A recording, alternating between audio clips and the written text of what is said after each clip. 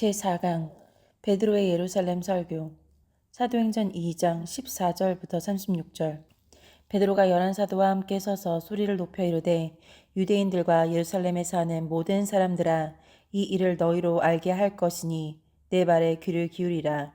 때가 제3시니 너희 생각과 같이 이 사람들이 취한 것이 아니라 이는 곧 선지자 요엘을 통하여 말씀하신 것이니 일러스되 하나님이 말씀하시기를 말세에 내가 내 영을 모든 육체에 부어주리니 너희의 자녀들은 예언할 것이요 너희의 젊은이들은 환상을 보고 너희의 늙은이들은 꿈을 꾸리라.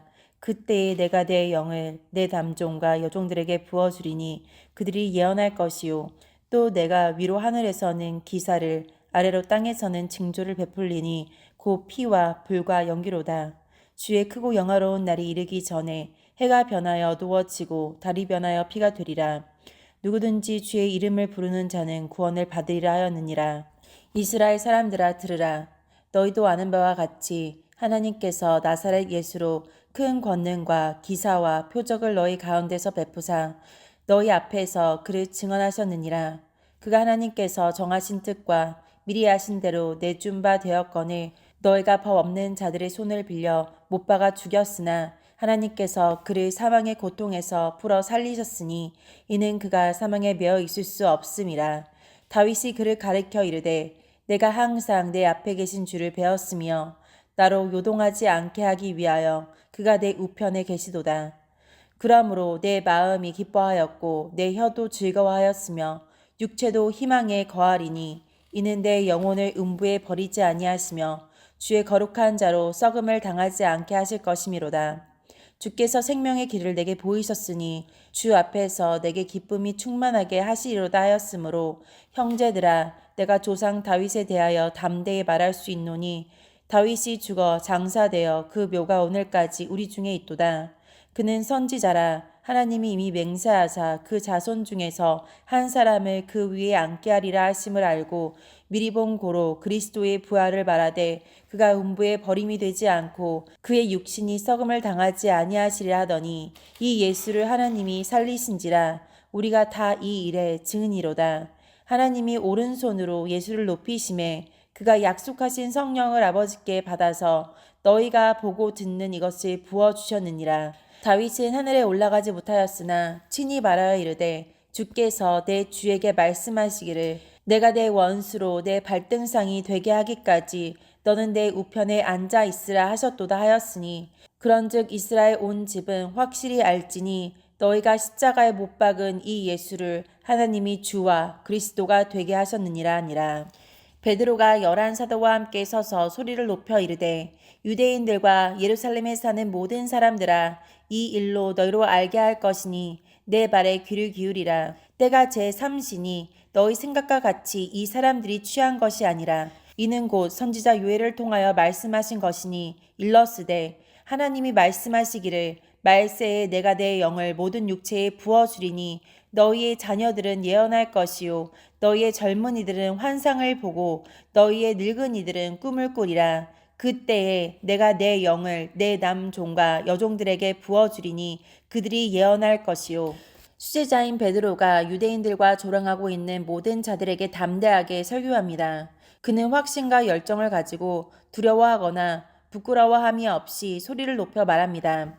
때가 제3시니 너희 생각과 같이 취한 것이 아니라고 말했습니다. 유대인들은 안식일이나 거룩한 명절에는 3시 전에 먹거나 마시지 않기 때문에 취하는 자는 밤에 취하고 아침에는 맑은 정신을 가집니다. 베드로는 성령의 역사에 대해 2가지 사실을 말하고 있습니다. 구약의 예언에 의해 이루어진 예수의 부활과 승천을 말합니다. 메시아 왕국에 대한 구약 예언의 성취요. 이제 그 나라가 임했다는 증거요. 다른 모든 구약 예언의 성취라는 것을 말했습니다. 베드로는 요엘의 예언을 상세히 말합니다.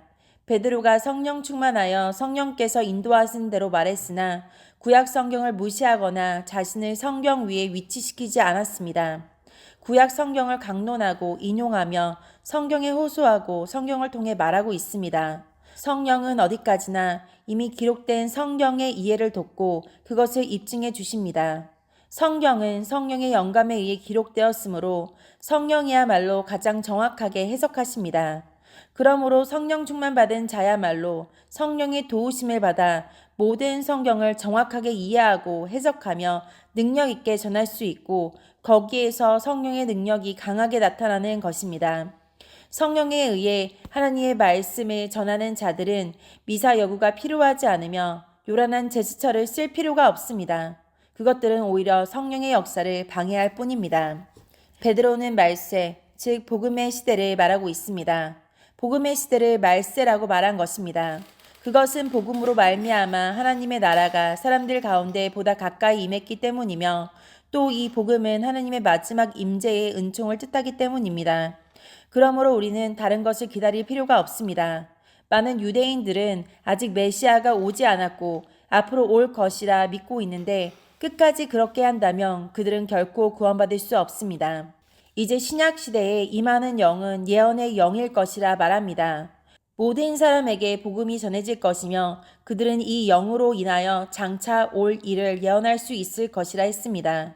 이 능력은 남녀의 구분 없이 주어질 것입니다. 너희 아들들뿐 아니라 딸들도 예언할 것이라 했습니다. 또 연령의 구분이 없이 주어집니다. 젊은이들은 환상을 보고 늙은이들은 꿈을 꾸리라 했습니다. 신분의 차이도 없습니다. 남종과 여종이 성령을 받고 예언할 것이라 했습니다. 구약 시대에는 예언자 학교, 즉 선지자들의 선지 학교가 있었고 그 예언의 영이 주로 이스라엘의 장로들에게 임했습니다. 그러나 이제 세워진 예수의 왕국은 영적인 것으로 예언자 학교에서 육성되지 않은 자들에게도 예언의 영이 부어지게 된 것입니다. 전도자인 빌립은 예언하는 4명의 딸이 있었습니다. 고린도 교회 교인들도 예언과 방언의 은사가 넘치게 된 것을 본 바울은 공식적으로 여인들이 이런 은사를 표현하는 것을 중지할 필요를 말했습니다. 여인들에게도 성령의 은사가 활발하게 임했는데 그것을 질서 없이 사용한 여인들을 통제해야 했기 때문이었습니다. 제자들이 예언한 가장 중요한 것은 심판이 유대 민족에게 임한다는 것이었습니다. 예수님도 예루살렘에 입성하실 때 또 골고다로 가실 때 이 심판에 대한 예언을 분명히 하셨습니다. 이 심판은 우리가 그 결과를 이미 알듯이 복음을 반대하고 멸시하는 자들을 처벌하기 위해 그들에게 임하는 것이었습니다. 하나님이 주시는 가장 큰 은총에 굴복하지 않고 대적하는 자들은 때가 되면 하나님께로부터 쏟아지는 진노 아래에서 넘어지고 쓰러지게 되는 것입니다.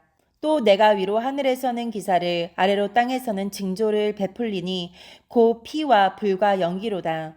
주의 크고 영화로운 날이 이르기 전에 해가 변하여 어두워지고 달이 변하여 피가 되리라. 누구든지 주의 이름을 부르는 자는 구원을 받으리라 하였느니라. 이 말씀은 예수님 사후 약 40년 만에 있었던 예루살렘의 멸망에 대한 예언입니다. 20절에 주의 크고 영화로운 날이라 했습니다. 이때는 레위의 제사장들과 형식적인 율법이 영원히 폐기되는 때였습니다. 이 날은 주의 날이었습니다. 그리고 그리스도를 십자가에 못 박고 그의 사역자들을 박해한 백성들을 예수님께서 심판하신 날이었습니다. 또 의인 아벨의 피로부터 모든 하나님의 사랑과 순교자들의 피에 대한 보상하는 해였던 것입니다. 그래서 그 날은 영화로운 날인 것입니다. 요엘서에서는 이 날을 무서운 날이라 했고 70인 역에서는 영화롭고 빛나는 날이라 했습니다. 그것은 이 날이 승천하신 예수 그리스도의 날이었기 때문입니다. 19절에 대해서 조세푸스의 유대 전사에서 설명하기를 타는 듯한 혜성이 1년간이나 도시 위에 불타고 있었고 화영검이 시가지를 가리키고 있는 듯하게 보였으며 밝은 빛이 마치 대낮처럼 한밤중에 성전과 제단 위에 비쳤다고 했습니다. 라이트푸트는 말하기를 그리스도께서 순환당하실 때 해가 변하고 달이 피같이 된 것은 불신자들에게 심판에 대해 경고하는 것이라 했습니다. 여기서 피는 유다와 이웃 국가들, 즉 사마리아인과 수리아인과 히랍인과의 전쟁에서 강같이 흐르는 피를 의미하기도 합니다. 당시에는 끊임없는 내란과 난동으로 무수한 피가 흘려졌었습니다. 여기서 예언된 불과 연기는 문자 그대로 그들의 도시와 마을과 회당과 성전까지 불타게 됨을 뜻합니다. 20절에서 해가 변하고 달이 변하여 피가 된다는 것은 그들의 국가와 문화와 종교의 파멸, 즉 모든 빛의 파멸을 말합니다. 그러나 신실한 주님의 사람들은 특별히 보호될 것이 약속되고 있습니다. 21절에 누구든지 주의 이름을 부르는 자는 구원을 받으리라 했습니다. 갈대아인들에 의해 유대인들이 파괴될 때 주의 진노의 날에 보호함을 받은 남은 자들이 있었으며 로마에 의해 이스라엘이 파멸될 때에도 한 명의 그리스도인도 죽지 않았습니다. 예수 그리스도를 믿고 성실하게 주님의 뒤를 따르는 자들은 주님의 날에 주님으로부터 보호를 받는 것은 당연한 것입니다.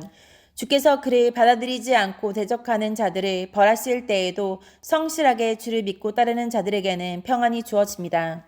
그러나 주를 믿는다고 하면서도 은근히 주를 배반하고 다른 길로 가는 자들은 주님에 의해 그들이 배반자임이 분명히 드러나게 될 것이며 불신자, 우상 숭배자들과 함께 무서운 진노를 피할 수 없을 것입니다. 우리가 주님의 진노를 피하려면 주님이 인정하시는 신자가 되어야 합니다. 어리석은 5 처녀가 나중에서라도 기름을 준비해 왔으나 나는 너희를 도무지 모른다라고 거절당했던 것을 기억해야 합니다. 나름대로 열심히 교회를 다니고 신앙생활했는데 심판의 때에 나는 너를 도무지 모른다. 너는 악한 자다라고 판정받는다면 얼마나 기가 막히겠습니까? 우리는 결코 그런 자가 되지 않도록 정신을 차리고 신앙생활을 해야 합니다. 우리가 편할 대로 모이는 횟수를 줄이고 신앙훈련은 소홀히 여기며 세상 사람들이 추구하는 대로 욕심을 채우면서 부실하게 신앙생활하는 것은 크게 어리석은 일입니다. 베드로는 이 예언을 선지자 요엘이 예언한 것과 연결하고 있습니다. 16절에 이는 곧 선지자 요엘을 통하여 말씀하신 것이니 했습니다. 앞에 말한 사건들은 바로 이 예언이 성취된 것입니다. 더욱이 오순절 다락방에 성령의 충만함이 임한 것은 성령이 모든 육체에 임하리라 하는 예언의 성취요. 그 예수야말로 구약 성경에 예언되었던 메시아임을 입증하는 것이었습니다. 베드로는 이것을 설명하는 것입니다. 예수 그리스도를 믿지 않은 유대인들이나 유대교인들은 결코 구원을 얻을 수 없습니다. 요엘은 주의 이름을 부르는 자는 구원을 얻으리라고 예언했습니다.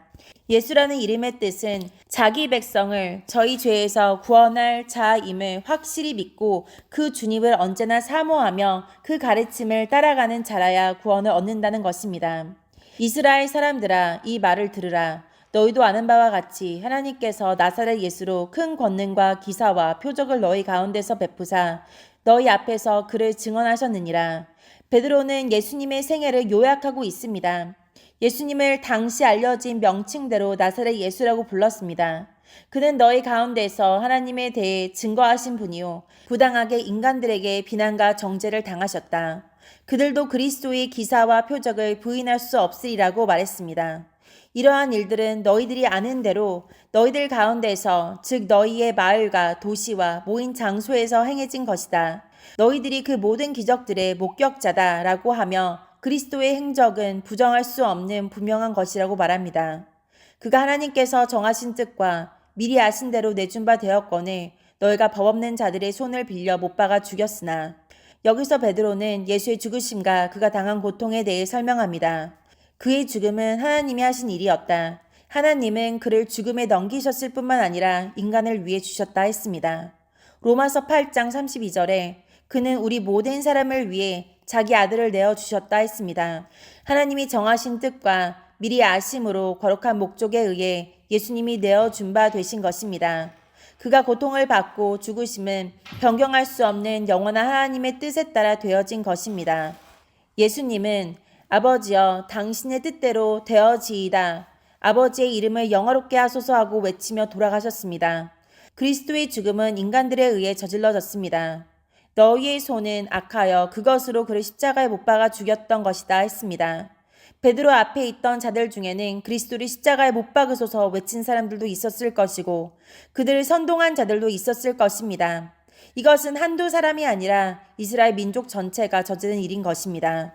다수에 의해 공개적으로 행해진 일의 책임은 모두에게 있는 것입니다. 그 결과 유대민족은 40년 후에 처절하게 멸망을 당하게 되었습니다. 하나님께서 그를 사망의 고통에서 풀어 살리셨으니 이는 그가 사망에 매어 있을 수 없음이라. 하나님께서 그를 살리셨다 했습니다.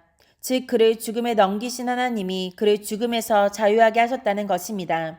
하나님은 다른 모든 기적과 이적보다 더 놀라운 방법으로 예수를 최고의 자리로 높여주신 것입니다. 예수께서 다 이루었도다 라고 말씀하셨을 때 하나님은 극한의 고통에서 그를 풀어주셨습니다. 그 부활은 몸의 부활이었습니다. 베드로는 32절에서 우리가 다 이 일의 증인이로다 했습니다. 즉 우리 사도들과 우리 동료들은 예수가 부활하신 후에 그와 대화를 나눴으며 그와 먹고 마셨다고 말한 것입니다. 그리고 예수 그리스도가 썩음을 당하기 전에 다시 부활하실 것이라고 구약 성경에서 예언했기 때문에 죽음과 무덤의 권세가 그를 사로잡을 수 없었던 것이다. 다윗이 그 일에 대해 증거해주고 있다고 말합니다. 베드로가 인용한 구약 성경은 다윗이 예언한 시편 16편 8절부터 11절 말씀입니다. 본문 25절부터 28절까지의 말씀으로 베드로는 많은 구약의 예언을 인용하며 그 모든 예언이 다 이루어졌다는 것을 설명하고 있습니다. 다윗이 그를 가리켜 이르되 내가 항상 내 앞에 계신 주를 배웠으며 나로 요동하지 않게 하기 위하여 그가 내 우편에 계시도다. 그러므로 내 마음이 기뻐하였고 내 혀도 즐거워하였으며 육체도 희망에 거하리니 여기서 나는 예수 그리스도 내 앞에 계신 주는 성부 하나님을 의미합니다. 예수 그리스도의 최상의 목적은 아버지 하나님께 영광을 돌리는 것이었습니다. 예수님은 그의 고난이 하나님의 영광을 위해 아주 중요한 것임을 아셨고 그래서 그것을 자신의 기쁨으로 삼았던 것입니다. 우리도 먹든지 마시든지 무엇을 하든지 오직 주의 영광을 위해 살아야 합니다. 우리는 예수님을 향해 주님이라고 말하면서도 너무나도 자주 내가 그 주인의 자리에 서는 것을 보게 됩니다. 주님을 영화롭게 하고 기쁘시게 하기보다 나 또는 다른 사람을 기쁘게 하기 위해 힘쓰고 있지는 않은지 우리는 날마다 자신을 돌아봐야 합니다. 우리는 모든 삶을 주께 영광을 돌리기 위한 것이 되도록 해야 합니다. 그렇게 하지 않는다면 그것은 하나님이 차지하실 영광을 내가 가로채는 큰 죄가 됩니다. 예수님은 기쁨으로 자신의 사명을 수행하셨습니다. 내가 요동치 아니함으로 만족하고 기뻐한다 하셨습니다. 자신의 사명을 기쁘게 여기셨고 그 결과가 어찌 될 것을 생각하시며 마음이 즐거웠던 것입니다. 그는 성령으로 기뻐하신 것입니다. 내 혀로 즐거워하였다고 했습니다. 예수님은 최후의 만찬을 마치시고 죽으러 가실 때에도 찬송하셨습니다. 모든 고난의 결과가 최고의 기쁨과 즐거움이 될 것을 확신하였기 때문에 찬미하며 그 길을 걸어가실 수 있었던 것입니다. 우리도 이렇게 살아야 합니다. 우리 앞에 어떤 고난이 있을지라도 그것을 능가하는 확신과 기쁨과 즐거움이 우리 안에 충만해야 합니다. 주님이 항상 아버지 하나님을 영화롭게 하기 위해 전력하셨던 것처럼 우리도 주님을 영화롭게 하기 위해 전력할 때에 주님과 같은 확신과 기쁨과 즐거움이 충만한 상태에서 어떤 고난도 찬송하며 이겨나갈 수 있습니다. 전적으로 주님을 주인 삼지 않고 주님을 영화롭게 하기 위해 전력하지 않는 사람은 결코 이렇게 할 수 없습니다. 그는 죽음 앞에 두려워 떨게 될 것이며 조그마한 고난도 무서워서 피해 도망할 것입니다. 이는 내 영혼을 음부에 버리지 아니하시며 주의 거룩한 자로 썩음을 당하지 않게 하실 것이미로다.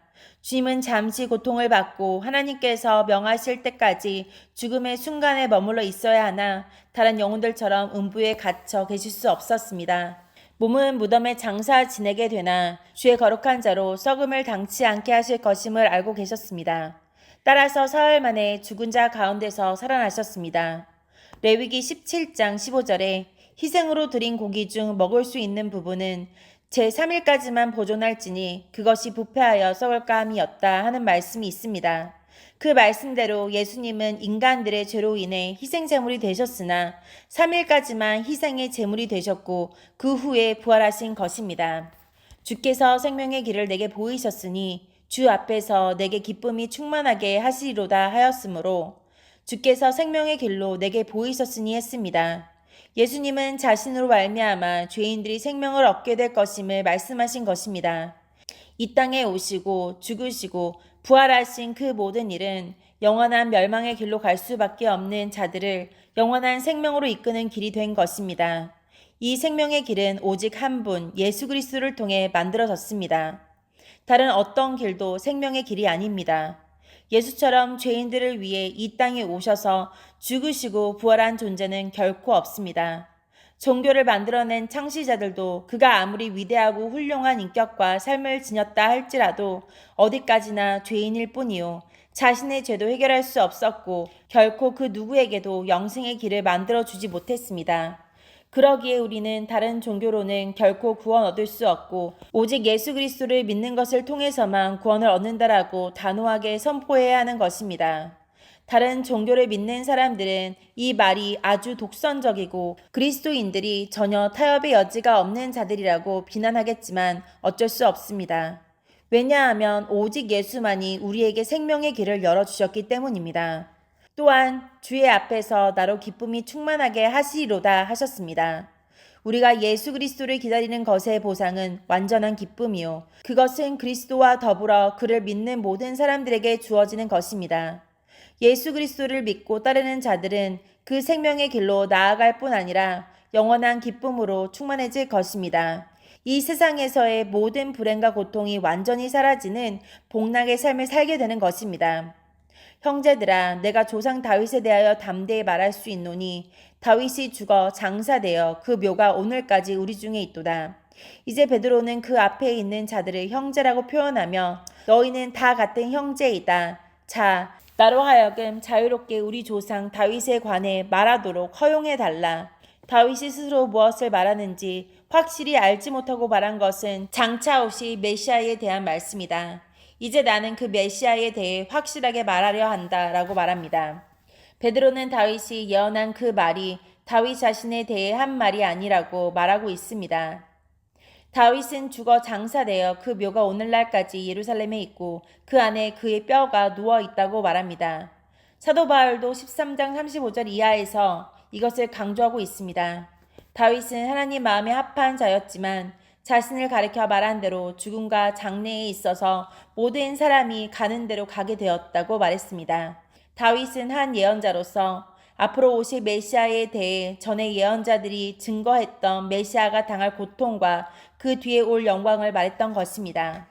그는 선지자라 하나님이 이미 맹세하사 그 자손 중에서 한 사람을 그 위에 앉게 하리라 하심을 알고 미리 본 고로 그리스도의 부활을 말하되 그가 음부에 버림이 되지 않고 그의 육신이 썩음을 당하지 아니하시리라 하더니 이 예수를 하나님이 살리신지라 우리가 다 이 일의 증인이로다. 하나님이 오른손으로 예수를 높이심에 그가 약속하신 성령을 아버지께 받아서 너희가 보고 듣는 이것을 부어주셨느니라. 다윗은 하늘에 올라가지 못하였으나 친히 말하여 이르되 주께서 내 주에게 말씀하시기를 내가 내 원수로 내 발등상이 되게 하기까지 너는 내 우편에 앉아 있으라 하셨도다 하였으니 그런즉 이스라엘 온 집은 확실히 알지니 너희가 십자가에 못 박은 이 예수를 하나님이 주와 그리스도가 되게 하셨느니라 하니라. 다윗은 메시아가 자신의 후손에서 나올 것을 알았습니다. 하나님이 이미 맹세하사 그 자손 중에서 한 사람을 그 위에 앉게 하리라 했습니다. 사무엘하 7장 12절에 보면 하나님이 그에게 한 자손을 약속하사 그의 나라의 보좌가 영원히 경고케 되리라고 약속하셨습니다.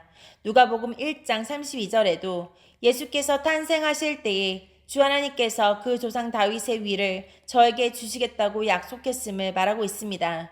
모든 이스라엘 백성은 다윗의 후손 중에서 메시아가 탄생할 것을 알았습니다. 그리고 그리스도의 승천에 대해 언급하고 있습니다. 다윗이 그리스도처럼 부활하지 않았으므로 몸으로 승천할 수 없다 했습니다. 다윗은 분명히 자신이 아닌 메시아에 대해서 말하고 있습니다.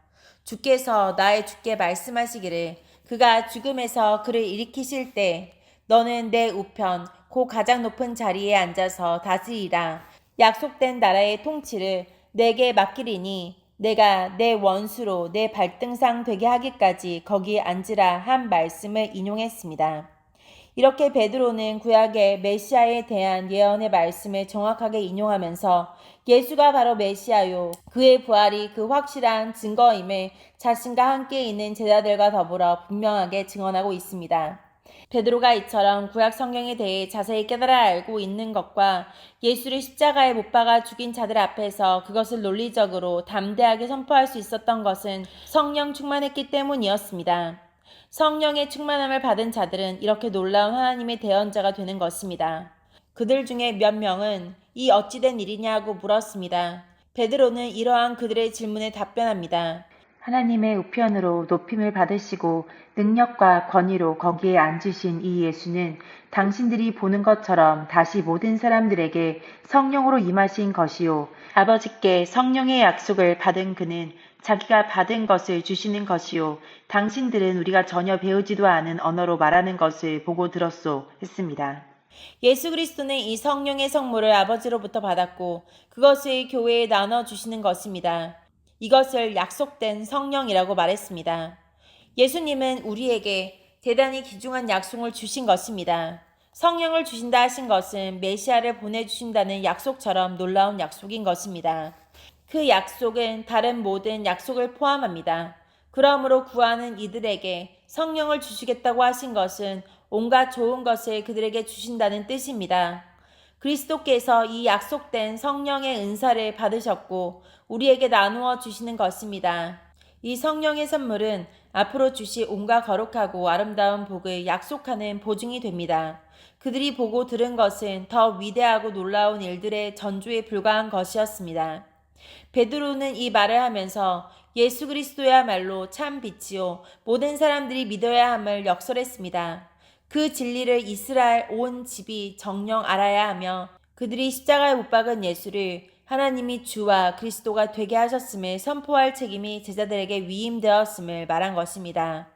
예수님께서 전에 그가 부활하실 때까지는 그가 그리스도이신 것을 아무에게도 이르지 말라고 제자들에게 말씀하셨으나 이제는 그 사실을 모든 사람에게 그야말로 지붕 꼭대기에서 선포해야만 하며 들을 귀 있는 자들이 들을 수 있도록 열심히 증거해야 하는 것입니다.